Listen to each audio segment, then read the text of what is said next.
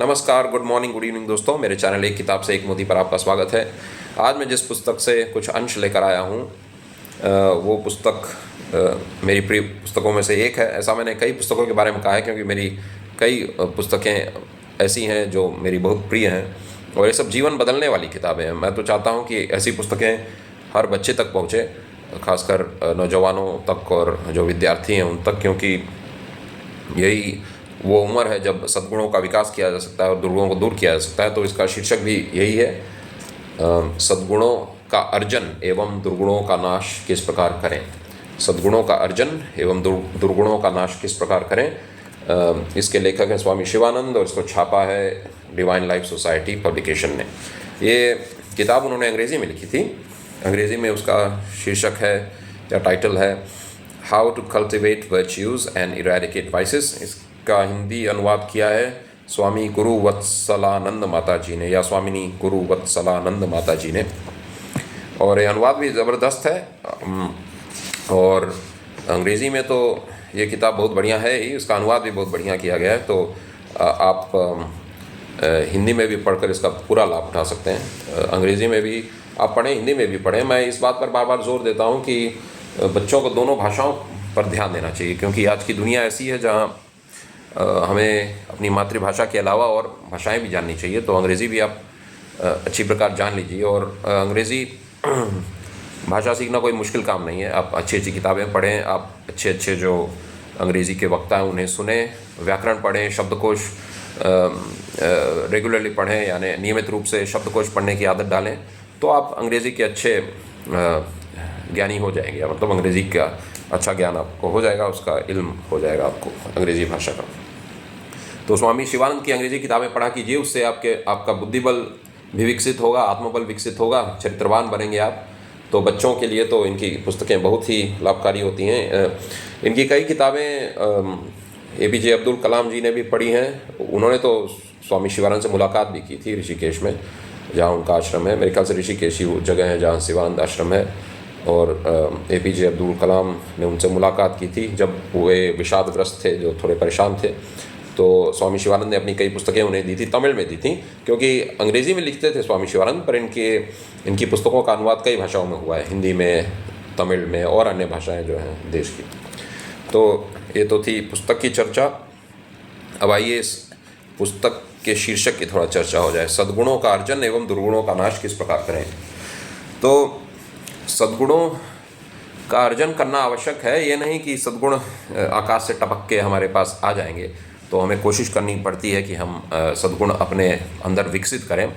कुछ लोग होते हैं जो जन्म से ही सद्गुणी होते हैं, जैसे कि मैं एक व्यक्ति के बारे में जानता हूँ जो श्रीमद् राजचंद्र हैं, यानी मैं उनकी किताब भी आपको दिखा दूँ, जिनकी ये है श्रीमद् राजचंद्र जी की आत्मसिद्धि शास्त्र। इस पर भी मैं एक वीडियो बनाऊँगा, in search of the soul.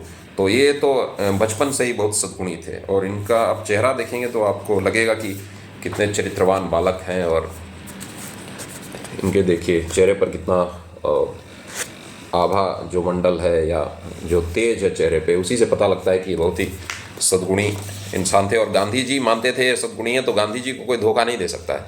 आप चाहे गांधी जी से नफरत करें या उनकी बातों से सहमत ना हो, पर गांधी जी में ये प्रखर शक्ति थी लोगों को पहचानने की, और अक्सर वे गलती नहीं करते थे लोगों को पहचानने में। मुझे ध्यान आ रहा है कि एक बार उनके आश्रम पर एक व्यक्ति आया, तो गांधी जी ने उसके चेहरे को देखा और कहा कि ये इंसान ज़रूर किसी का कत्ल किया है, इस इंसान ने, मतलब खूनी है वो। और बात जब उसकी थोड़ा खोजबीन की गई, जांच पड़ताल हुई, तो पता लगा कि वो खूनी था। तो गांधी जी जैसे व्यक्ति मानते थे कि ये भारत के एक महानतम शख्सियत थे। और मुझे पता नहीं कि ज़्यादातर लोग इनके बारे में जानते हैं कि नहीं, पर हर भारतीय को इनके बारे में जानना चाहिए, क्योंकि एक विभूति थे या बहुत ही महान व्यक्तित्व थे। गांधी जी की आत्मकथा में भी इनके बारे में है। और श्रीमद् राजचंद्र जी, ये 24 साल की उम्र में ये हैं। देखिए कैसे एकदम, इनको देखते ही जैसे लगता है कि एक चरित्रवान बुद्धिमान मनुष्य हैं, बहुत ही ज्ञानवान और मतलब सत्य की खोज करने वाले मनुष्य हैं। तो ऐसे चित्र भी आप घर में लगाया कीजिए, जैसे कि महान जो हमारे देश की लोग हुए हैं, हमारे देश के ही क्यों, किसी महानता को हम किसी देश या काल की सीमा में नहीं बांध सकते हैं, उसको एक हदों में या दायरों में नहीं बांध सकते। तो घरों में महान व्यक्तियों का चित्र लगाया कीजिए। अगर आप चाहते हैं कि बच्चे अच्छे इंसानों का अनुकरण करें, अच्छे इंसानों का अर्थ है केवल फिल्म के एक्टर लोग नहीं या खिलाड़ी नहीं, अच्छे इंसान का अर्थ है जो चरित्रवान हो, जो ज्ञानवान भी हो, चरित्रवान हो, बलवान हो, बुद्धिमान हो, मतलब हर तरह के सद्गुण जिसमें हो। तो सद्गुण तो खैर सद्गुण की लिस्ट ली जाए तो बहुत लंबी है, फहरिस्त या सूची। तो आइए मैं इस पुस्तक पर अब आता हूँ। तो देखें कि किस तरह के सद्गुणों का उन्होंने मेंशन किया है या किस तरह के सद्गुणों की चर्चा इस पुस्तक में की है स्वामी शिवानंद जी ने। तो मैं कुछ पढ़ देता हूँ जो किस तरह के सद्गुण इसमें है। और अगर आप अपने बच्चों को एक किताब खरीद के दें या पुस्तक खरीद के दें और या तो स्वयं पढ़कर उन्हें ऐसे अंश सुनाएं जो आपको लगता है कि आपके बच्चों के लिए वो फ़ायदेमंद हो, तो और भी अच्छा है। नहीं तो आप ये पुस्तक उनको खरीद कर दे सकते हैं, वे स्वयं पढ़ें और इन पर विचार करें। तो सद्गुणों का अर्जन ये भाग है, भाग 1, सद्गुणों का अर्जन। और देखिए कितनी ये जो लंबी सूची है सद्गुणों की, आशा है आप ये वीडियो में देख पा रहे होंगे। तो एक खंड 1 है ये सद्गुणों का अर्जन किस प्रकार करें। तो ये सद्गुणों के बारे में देखिए, पूरा सद्गुणों की लिस्ट है, यही नहीं ख़त्म हो रही है ये सूची, अगले पन्ने तक जा रही है। और देखिए कितने तरह के सद्गुण इसमें बयान हैं। और फिर कौन कौन से दुर्गुण हमें छोड़ने हैं वो खंड 2 में है। तो आप दुर्गुणों को कैसे छोड़ सकते हैं, दुर्गुणों की भी लंबी फहरिस्त है। किसी इंसान से पूछा जाए तो सद्गुणों की एक लिस्ट बताइए, दुर्गुणों का एक लिस्ट बताइए, तो कितना ज़्यादा 5, 10, 12 हो सकता है 20, 15, 20 तक हमारी स्मरण शक्ति काम करे। उसके बाद फिर हम नहीं सोच पाएंगे कि और क्या दुर्गुण होते हैं, क्या सद्गुण होते हैं। पर इस पुस्तक में तो बहुत लंबी मुझे ख्याल से 50 या 100 से ज़्यादा तो सद्गुण ही होंगे। तो मैं कुछ सद्गुणों के नाम जो इसमें लिस्ट किए गए हैं या जो सूचीबद्ध किए गए हैं तो मैं पढ़ देता हूँ। परिवर्जन, अनुकूलनशीलता, अहिंसा, सतर्कता, सावधानी, सुशीलता, स्नेह, पात्रता, उद्यमशीलता, आकांक्षा, अवधान, व्यवहार, परोपकारिता, दानशीलता, प्रफुल्लता, मुदिता, दया, विचारशीलता, संतोष, प्रतिपक्ष भावना, साहस, शिष्टाचार। अब ये लिस्ट बहुत लंबी है। धृति, क्षमा, मितव्ययिता, कृतज्ञता, वीरता, ईमानदारी, आशा, आतिथ्य, विनम्रता। तो हम कौन नहीं चाहेगा कि हमारे बच्चों में ये गुण रहें। तो ये तो हमारा कर्तव्य बन जाता है कि हम बच्चों को ऐसी ऐसी पुस्तकें ला के दें अच्छी अच्छी, जिनसे कि उनका चरित्र निर्माण हो। केवल बुद्धि बल ही ज्ञान का मकसद नहीं होता है, यानी शिक्षा का अर्थ केवल बुद्धि बल प्राप्त करना नहीं है। शारीरिक बल भी होना चाहिए, बुद्धि बल भी होना चाहिए और आत्मबल और चरित्र बल होना चाहिए। तभी तो उस बुद्धि का, अकल का सही इस्तेमाल करेंगे। आप देखेंगे आजकल कई लड़के कोचिंग की तैयारी कर रहे हैं, तो तरह तरह की तैयारियां कर रहे हैं, पर क्या उससे देश का कल्याण होगा? वो जो ज्ञान वो प्राप्त कर रहे हैं, देश का कल्याण तभी होगा जब वो चरित्रवान होंगे, तभी तो उस ज्ञान का सही इस्तेमाल करेंगे। नहीं तो खुद भी भटकेंगे और देश को भी मुश्किल में डाल देंगे। तो इसलिए चरित्र का होना बहुत आवश्यक है। इसीलिए पुस्तक तो एक बहुत ही ज़रूरी किताब है और हर हिंदुस्तानी के हाथ में ये पहुंच जानी चाहिए। तो मैंने जो सद्गुणों की सूची थी उसमें से कुछ सद्गुण मैंने पढ़कर सुनाया आपको। अब मैं दुर्गुणों का नाश कैसे करें उस भाग से कुछ दुर्गुण सुना देता हूँ, जो हम चाहते हैं कि हमारे बच्चों से दूर रहें। ऐसे दुर्गुण बच्चों क्या, हमारा अगर पड़ोसी है तो क्या हम नहीं चाहेंगे कि उनमें वो सब सद्गुण रहें जो इसमें बताए गए हैं। और हम ये चाहेंगे कि ऐसे दुर्गुणों भरा जो पड़ोसी है उससे हम बच कर ही रहें, या ऐसा पड़ोसी भगवान न करे हमारा हो जाए। तो देखिए कैसे कैसे दुर्गुण है। पड़ोसी ही नहीं, मेरा कहने का मतलब है आपके दोस्त हों, आपके फ्रेंड्स हों, आप का जो सर्कल होता है जहाँ आप उठते बैठते हैं, बातचीत करते हैं, आपके दोस्त, आपके करीबी रिश्तेदार, उनमें सद्गुण होना चाहिए और दुर्गुण को दूर करने की कोशिश उनमें जारी रखनी चाहिए। ये नहीं कि सब लोग एकदम सिद्धि की अवस्था में पहुंच जाए, पर कोशिश तो हमारी रहनी चाहिए कि हम नए नए सद्गुण अपने अंदर भर लें, उनको अर्जित करें और दुर्गुणों को त्यागते चलें। तभी हमारा जीवन सफल होगा, तभी हम दूसरों के साथ अच्छा व्यवहार कर पाएंगे और देश का भला कर पाएंगे। तो कुछ दुर्गुणों को मैं पढ़ देता हूँ, जो दुर्गुणों की सूची है। दंभ, अहंकार, क्रोध, व्याकुलता, दर्प, लोभ, पर निंदा, चुगलखोरी, चुगलखोरों से कौन नहीं बचना चाहता है। आत्मस्तुति, जो अपना ही केवल अपनी डींग मारता रहे, ऐसे लोगों से भी बच कर रही है। रिश्वतखोर, चिंता परेशानी व्याकुल, मतलब चिंतित व्यक्ति और परेशान व्यक्ति दूसरों को भी अपनी परेशानी से परेशान कर देता है। तो खुद भी हमें इस पर विजय पाने की कोशिश करनी चाहिए कि हम चिंतित और परेशान न दिखें, हम प्रफुल्लित और खुश मिजाज रहें।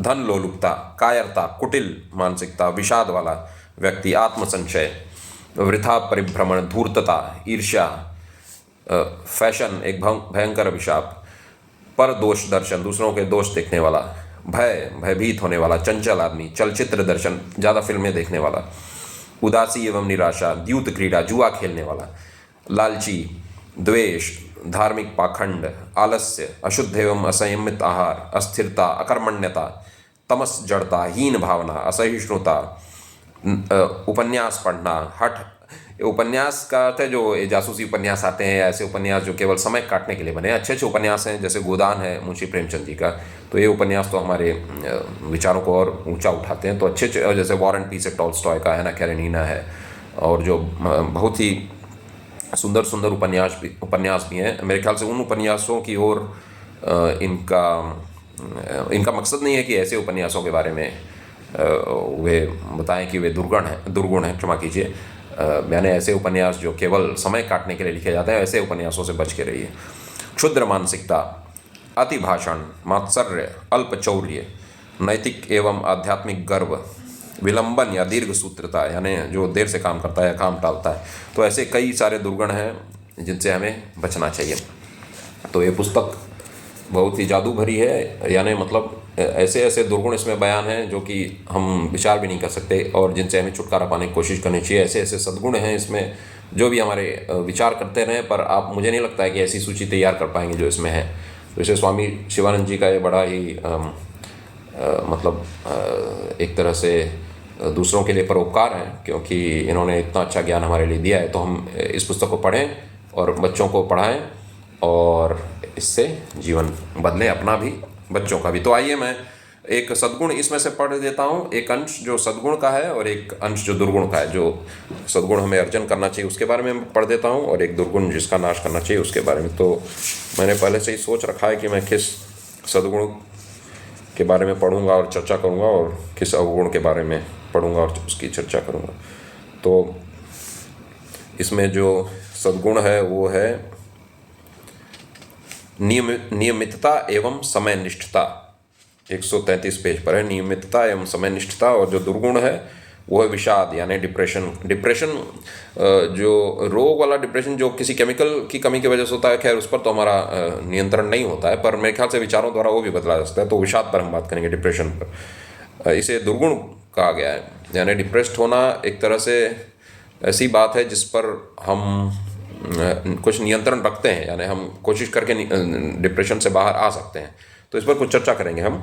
तो विषाद वाला दुर्गुण हमें दूर करना है, और नियमितता एवं समय निष्ठता वाला सद्गुण हमें अर्जित करना है। तो आइए हम पहले नियमितता एवं समय निष्ठता के बारे में पढ़ लेते हैं। 133 पन्ने पर है, 133, 133।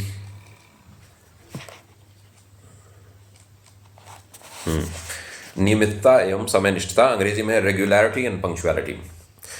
ध्यान रखिए कि एक किताब अंग्रेज़ों के ज़माने में लिखी थी, तो कुछ अंग्रेज़ अफसरों की भी बातें इसमें हैं। और स्वामी शिवानंद मेरे ख्याल से अंग्रेज़ों के दफ्तर में भी काम किए हैं, मलेशिया भी वो गए थे, तब मलाया शायद कहा जाता था उस स्थान को। तो आइए मैं पढ़ता हूँ। नियमितता एवं समय निष्ठता के बिना कोई व्यक्ति जीवन तथा भगवत साक्षात्कार में सफलता प्राप्ति की आशा नहीं कर सकता है। नियमितता एवं समय निष्ठता के द्वारा ही पूर्ण अनुशासन का पालन किया जा सकता है। अनुशासन के बिना कहीं कोई सफलता प्राप्त नहीं हो सकती। अनुशासन मन का शत्रु है। मन अत्यधिक भयभीत हो जाता है जब वह अनुशासन, नियमितता, तपस्या, वैराग्य, त्याग, साधना इत्यादि शब्द सुनता है। यह अभ्यास मनोनाश का कारण होता है।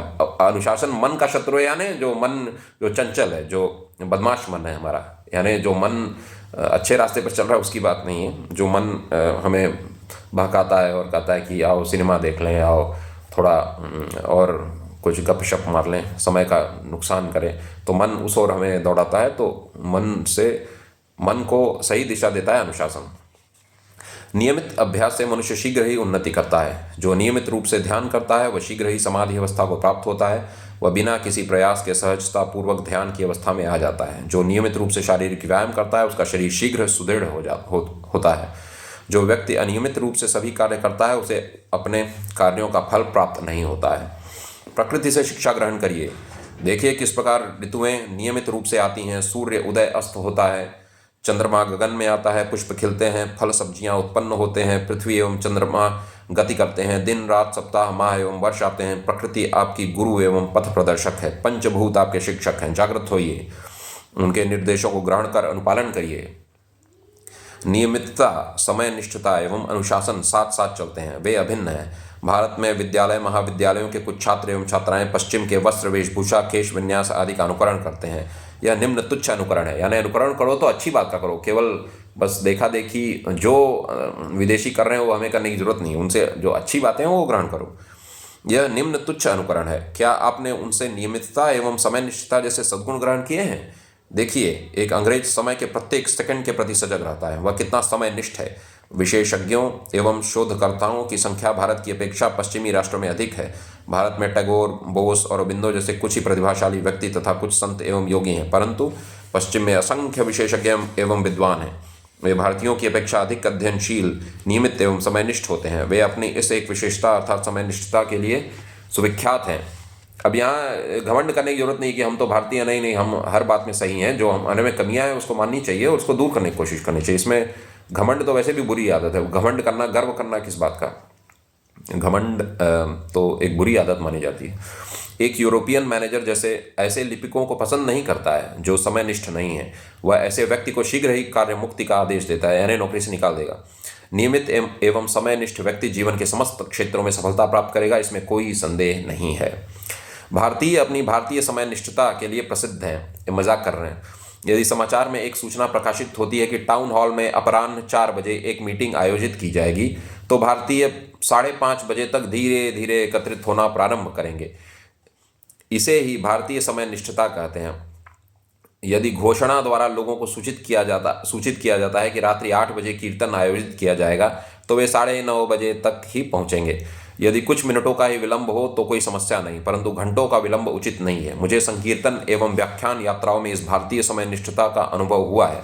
ये काफ़ी भ्रमण भी किए थे स्वामी शिवानंद, भारत भ्रमण भी किए थे पूरा। भारतीयों को अपने इस दुर्गुण दोष के कारण लज्जित होना चाहिए तथा शीघ्र ही इसका निराकरण करना चाहिए। हे भारतीय जन, जागिए जागिए। इस एक महत्वपूर्ण सद्गुण समय निष्ठता ने ही मुझे जीवन में सफल बनाया है। यूरोपियन भी मेरी समय निष्ठता की प्रशंसा करते थे। मैं हर स्थान पर निर्धारित समय से पूर्व ही पहुंचता था। इससे व्यक्तियों पर अत्यधिक गहरा प्रभाव पड़ता था। मैं कभी ट्रेन पकड़ने में असफल नहीं हुआ। मैं रेलवे स्टेशन समय पर पहुंचता था। जो व्यक्ति समयनिष्ठ नहीं है वह सदा ट्रेन पकड़ने में चूक जाता है। वह व्यवसाय में असफल रहता है। वह अपने सभी ग्राहक खो देता है। एक प्रोफेसर ऐसे विद्यार्थियों को पसंद नहीं करता है जो समय के पाबंद नहीं है। यदि कोई व्यक्ति समय पर अदालत नहीं पहुंचता है तो वह अपना मुकदमा हार जाएगा। जीवन के प्रत्येक क्षेत्र में नियमित रहिए। अपने सोने एवं जागने के समय में नियमित रहिए। जल्दी सोने एवं प्रातः जल्दी उठने वाला व्यक्ति स्वस्थ, धनवान एवं बुद्धिमान बनता है। अपने भोजन, अध्ययन, शारीरिक व्यायाम एवं ध्यान में नियमित रहिए। इससे आपका जीवन सफल एवं सुखद होगा। नियमितता आपके जीवन का आदर्श होना चाहिए। तो ये कुछ पंक्तियाँ थीं नियमितता के बारे में या समय निष्ठता के बारे में। तो जैसा कि स्वामी शिवानंद ने कहा कि आप प्रकृति से सीखिए, प्रकृति में देखिए कि कैसे कार्य हो रहा है सूर्य का, चंद्रमा का और ऋतुओं का, कैसे मौसम अपने समय से आते हैं, समय से जाते हैं। तो इसी प्रकार आप भी कोशिश कीजिए कि आप अपने जीवन में नियमित रहें और समय का पालन करें और समय सारणी बनाकर काम करें। तो मैं इस पर आता हूँ। मैं ज़रा विषाद पर जो कुछ पंक्तियाँ हैं उन्हें भी तैयार रखूँ, रेडी रखूँ, ताकि हम इस पर चर्चा आरंभ कर दें ज्यों ही मेरी चर्चा पूर्ण हो नियमितता के बारे में। तो विषाद है 219 पेज पर, तो मैं तैयार रखता हूँ उसे। फिर ज़रा मैं चर्चा कर लूँ अभी इस अच्छे सद्गुण के बारे में जो कि है समय निष्ठता और नियमितता। तो आप कैसे नियमित हों? यानी हम प्रकृति से सीखें तो ठीक है कि नियमित होना चाहिए और उसके कई लाभ हैं, पर उसकी प्रक्रिया भी तो हमें जाननी चाहिए। तो स्वामी शिवानंद जी ने अपनी कई किताबों में इसकी प्रक्रिया भी बताई है कि एक तो स्पिरिचुअल डायरी की बात उन्होंने की है, जिस पर मैंने एक वीडियो भी बनाया था पहले, जिसमें एक भाषण कला पे मैंने एक वीडियो बनाया था। स्वामी शिवानंद की एक किताब है उस पर, तो उस किताब के अंत में कुछ पन्ने दिए हैं जो कि स्पिरिचुअल डायरी के रूप में है। यानी आप एक टेबल या सारणी बना लीजिए, उसमें कुछ ऐसे प्रश्न कीजिए आपसे कि जो आप जिसका जवाब आपको रोज देना होगा। यानी आपने कब आप कब उठे, आप कब सोए, ये तो पहला सवाल होगा उस टेबल या सारणी में। आप कब सोए, क्षमा कीजिए, कब उठे, आखिरी सवाल होगा कब सोए। तो इन दोनों के बीच क्या क्या सवालों के जवाब आपको देने हैं दिन भर में। यानी आपने कितनी देर पढ़ाई की, अगर आप विद्यार्थी हैं, खैर पढ़ाई लिखाई सभी के लिए आवश्यक है। आपने कितना समय दिया अपनी वाणी को सुधारने में, यानी कुछ व्याकरण पढ़ा आपने, कुछ शब्दकोश से कुछ शब्दों का ज्ञान प्राप्त किया, आपने किस अवगुण को दूर करने की आज कोशिश की, आपने किस सद्गुण को अर्जित करने की कोशिश की। तो ऐसे प्रश्न आप उसमें लिख लीजिए और उसका जवाब रोज दीजिए। और व्यायाम के लिए आपने कितना समय दिया आज। तो ये तो बातें हो गई कि क्या क्या कार्य करना है आपको, पर इसको अब लागू कैसे किया जाए उसके लिए आप समय सारणी बनाइए, यानी टाइम टेबल बनाइए। तो एक टेबल बना दीजिए, उसमें कालखंड लिख दीजिए एक तरफ कि जैसे सवेरे मान लीजिए 5 बजे 6 बजे उठे, तो जैसे 6 बजे से 7 बजे दैनिक कार्यक्रम सुबह का, और फिर 7 से 8 बजे व्यायाम, 8 से 9 बजे कुछ पढ़ाई या कुछ ईश्वर भजन या भगवान का जप, ओम का जप, राम का जप, या जो भी आपके प्रिय नाम है उनका जप। और फिर आपका कुछ विचार और अध्ययन और धर्मशास्त्रों का अध्ययन, और अपने जो आप अगर नौकरी करते हैं तो क्या आप अपने क्षेत्र पर कुछ किताबें पढ़ी या कुछ यूट्यूब वीडियो देखे, या किसी अन्य तरीके से आपने अपने को और श्रेष्ठ बनाने की कोशिश की आज। तो ऐसे प्रश्नों का आप प्रश्न भी लिख लीजिए अपने स्पिरिचुअल डायरी में, या जो जिसकी बात मैंने इसके पहले की, या और समय सारणी में एक कालखंड बना लीजिए ऐसे ऐसे कार्यों के लिए जो कि आपके जीवन को बदल दें। तो ये बहुत आवश्यक है समय सारणी बनाकर काम करने का, और ये जादू भरी आदत है, जैसा कि श्री राम शर्मा आचार्य ने भी एक पुस्तक में लिखा है। और ये जादू भरी है, ये आपको तभी पता चलेगा जब आप इस पर अमल करके देखें। इसीलिए बच्चे ज़्यादा शिक्षा प्राप्त कर लेते हैं स्कूल में, क्योंकि उनका सारा कार्य टाइम टेबल के माध्यम से होता है। तो दिन में उनका पूरा स्ट्रक्चर्ड है, यानी पूरा एक उसका वो एक सिस्टम के तरीके से चलता है। मतलब हर चीज़ का एक वक्त है, उस वक्त वही कार्य करना है, ध्यान को भटकने नहीं देना है। तो हम अपने जीवन में भी ऐसा करें। जीवन में हमें आगे बढ़ना है अपने नौकरी में या अपने बिजनेस में, तो एक कालखंड दे दीजिए। जैसे कोई बिजनेसमैन है तो बिजनेस की कुछ चीज़ों पर विचार करें कि क्या हम और बेहतर कर सकते हैं, कहाँ और हम अपने बिजनेस को बढ़ा सकते हैं। तो इस पर विचार भी तो आवश्यक है। तो और अपने बिजनेस के क्षेत्र के बारे में हम क्या ज्ञान अर्जित कर सकते हैं, अपनी बिजनेस स्किल को कैसे बढ़ा सकते हैं, और जो बिजनेस सेमिनार हैं उसको हम कब अटेंड करेंगे। तो ये सब अपने कालखंड में सब लिख लीजिए। तो ये तो खैर प्रक्रिया की बात है। मैं एक वीडियो बनाऊंगा केवल समय सारणी पर, कि समय सारणी कैसे बनाई जाए और एक स्पिरिचुअल डायरी अपने लिए कैसे बनाया जाए, जैसा कि स्वामी शिवानंद ने बताया है। तो इस पर एक दूसरा वीडियो बनेगा।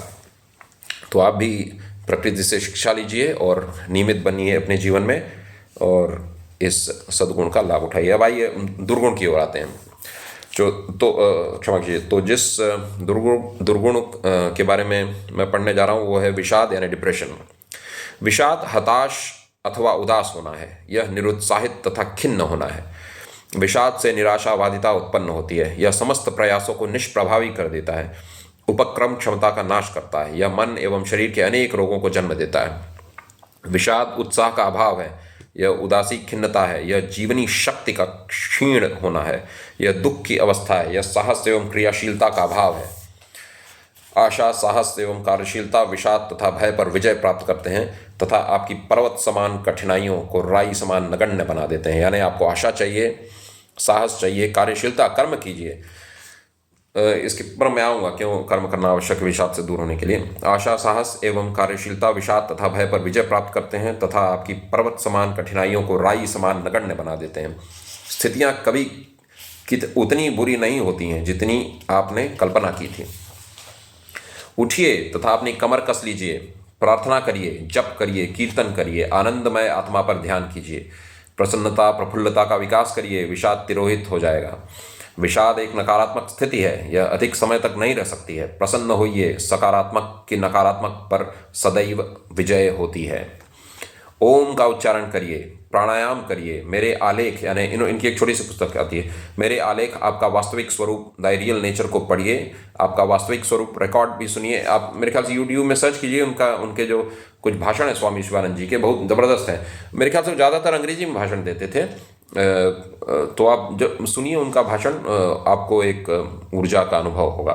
तो जब भी कभी थोड़ा विषादग्रस्त आप लगे कि उदास हैं आप और कर्म करने की इच्छा नहीं हो रही है, तो उनके भाषण को सुनिए, जोश और हिम्मत आ जाएगी और शरीर में फुर्ती आ जाएगी। आपका वास्तविक स्वरूप रिकॉर्ड को सुनिए, आप नवीन शक्ति, आनंद एवं प्रसन्नता से भर जाएंगे। आपका वास्तविक स्वरूप सच्चिदानंद है, इसका अनुभव करिए तथा आनंद पूर्वक संचरण करिए। साधक वृंद कभी कभी विषादग्रस्त हो जाते हैं। अपच, मेघपूर्ण गगन, सूक्ष्म जगत की निम्न शक्तियों तथा पुराने संस्कारों के प्रभाव से यह विषाद की दशा उत्पन्न होती है। कारण ज्ञात कर उसका नाश करिए। स्वयं को विषाद से पराजित मत होने दीजिए। तुरंत तेज व लंबे भ्रमण हेतु निकल जाइए। तेज चलिए और मतलब लंबा थोड़ा सैर पर निकल जाइए। खुली हवा में दौड़िए, भक्ति गीत गाइए, 1 घंटे तक ओम का उच्च स्वर में उच्चारण करिए। नदी अथवा समुद्र के किनारे चलिए, यदि हारमोनियम बजाना जानते हैं तो उसे बजाइए। कुंभक एवं शीतली प्राणायाम करिए। संतरे के रस अथवा गर्म चाय या कॉफ़ी का 1 कप पीजिए। अवधूत गीता तथा उपनिषदों से कुछ आत्मोन्नयनकारी अंशों को पढ़िए। जैसा कि मैंने एक वीडियो में भी बताया, कुछ अंश चुन लीजिए आप अपने धर्म ग्रंथों से, उत्साहवर्धक हैं, और उन्हें पढ़िए या तो याद कर लीजिए, और भी बेहतर है। तो यही था वो अंश जो मैं पढ़ना चाहता था। ये दुर्गुण है, एक विषाद का दुर्गुण है, मतलब विषाद करने की जो मतलब कई स्थितियां ऐसी आती हैं जब आदमी विषादग्रस्त हो जाते हैं, दुखी हो जाते हैं। तो ऐसी स्थिति से दूर आने के लिए, ऐसी स्थिति से निकलने के लिए और विषाद को अपने जीवन से दूर करने के लिए आपको इस अंश में जो बातें कही गई हैं उनका अनुसरण करना चाहिए, उनको अपने जीवन में अमल करना चाहिए, उनको लागू करना चाहिए। तो आइए इस पर कुछ चर्चा कर लेते हैं।